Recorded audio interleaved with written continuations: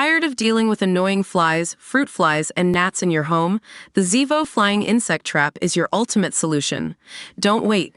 Check out the link in the video description now to get your Zevo Flying Insect Trap on Amazon and enjoy a bug-free home today.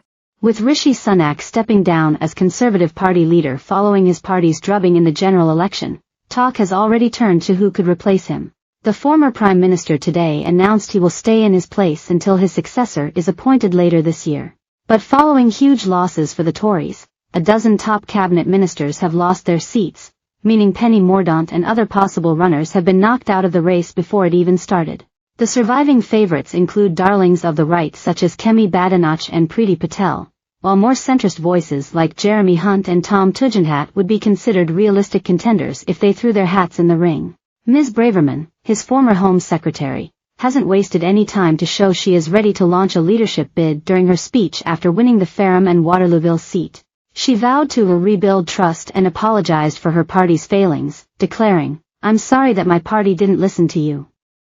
The Conservative Party has let you down. You, the great British people, voted for us over 14 years and we did not keep our promises. I will do everything in my power to rebuild trust. We need to listen to you, you have spoken to us very clearly." Ms. Braverman is fourth favourite to be the next Tory leader, according to bookmakers. Ms. Badenoch is favourite, followed by Ms. Patel and Mr. Tugendhat.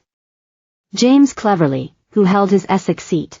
The bruising election result risks making the contest especially acrimonious, as rival ideological factions thrash it out to define the future of their party. Mr. Sunak is already being blamed for the Tory collapse and is already facing the wrath of senior Conservatives, many of whom slammed his decision to call a July election. Amongst those humiliated was Liz Truss, who lost her seat but had been tipped to launch another leadership bid had she held South West Norfolk.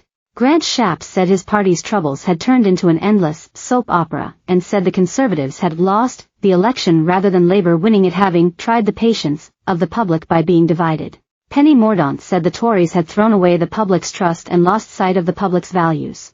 Jacob Rees-Mogg, who lost his seat, was amongst those who blamed the ousting of Boris Johnson for the party's electoral drubbing, while James Cleverly appeared to take aim at the Tories' Rwanda policy, saying his party had pursued thin solutions to challenging and complex problems. Outgoing Home Secretary Mr. Cleverly said, "This has been a very difficult night for my party and losing the position of government of this country is painful, but it is the nature of our democracy that it happens.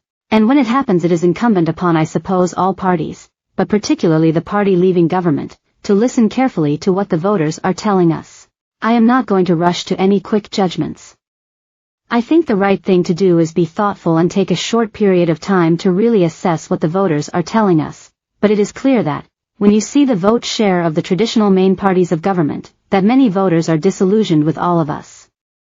And we should take that on board. Whoever takes over as Tory leader faces the momentous task of rebuilding the party after one of its worst ever defeats. Here are the key contenders to watch, with odds provided by Ladbrokes. Kemi Badenoch, 2 out of 1. Outgoing Business Secretary Kemi Badenoch is seen as a front-runner among right-leaning factions and has left the door open to a tilt at the top job by saying, "We will talk about leadership things after an election." Ms. Badenoch was born in Wimbledon and grew up in Nigeria and the US, returning to the UK at the age of 16. She has a Master of Engineering as well as a Bachelor of Laws and has worked at private bank Coutts and The Spectator. She first became an MP in 2017.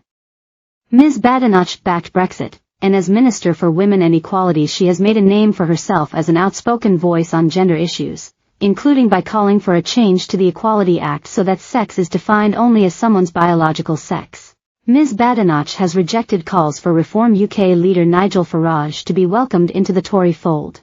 Dame Priti Patel, 5 to 1. Former Home Secretary Dame Priti Patel is a long-standing Euros